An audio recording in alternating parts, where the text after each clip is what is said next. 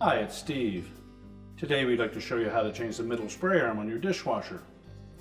If the spray arm is cracked or damaged or plugged up, you won't get good washability and it will need to be replaced, but it's a really easy job. Let me show you how we do it. Our first step in this repair will be to remove all the items on that upper dish rack and then pull that rack forward enough that we can access the part. Now with the rack fully extended and all of the items removed, to remove that middle spray arm, we're simply going to reach underneath and we'll grasp this square plastic nut. Just turn it about a quarter of a turn. That will release it. We can then discard the old spray arm. Now, in installing the new spray arm, I want to make sure that we have this portion of it flush with the hub on that manifold.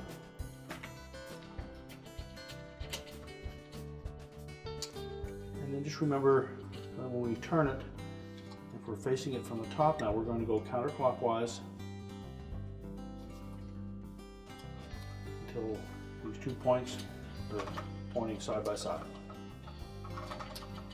We can then push the rack back into the dishwasher and close it up.